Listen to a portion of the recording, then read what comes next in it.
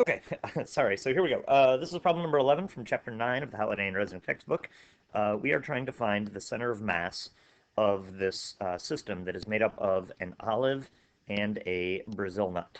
Okay, so it gives you all this information about the position, but you don't actually need it.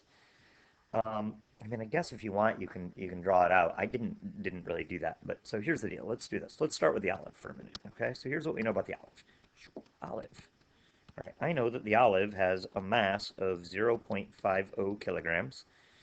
I know that its beginning position, so I'm going to use R as position because it's got X and Y coordinates.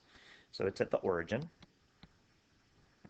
And I know that at time zero, we've got this force on the olive, right?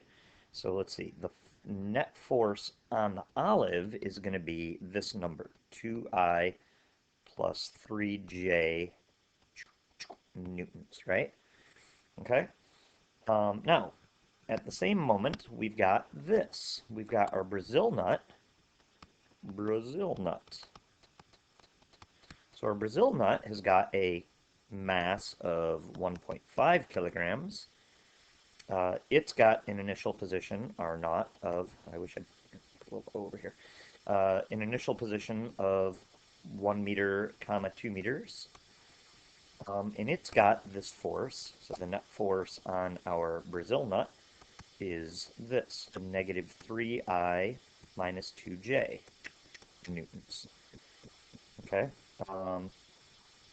It begins to act on that force at the same time. All right, so it says in unit vector notation, what's the displacement of the center of mass of the olive nut system?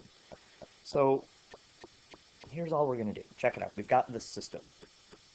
So let's look at the net force on the overall system, right? So the net force on the system should just be these two external forces added up, right? So let's see. 2I minus 3I is going to give me negative I. And then 3J minus 2J is going to give me J. So there's my net force on the system, right? Oh, well, that net force is acting on a mass. So let's now find the acceleration of the system. So acceleration of the system should be the net force on the system divided by the mass of the system. And the mass of the system is just 0.5 plus 1.5, so 2 kilograms. So I'm looking at an acceleration of negative 0.5 I plus 0.5 J meters per second squared. In other words, we're accelerating backwards on the x coordinate and down, up on the y axis, right? So there's our acceleration. So now we just need to find our displacement. So both of my accelerations are 0.5, right? So let's see. So in general, in any given dimension, so change in, well, yeah, right, sorry.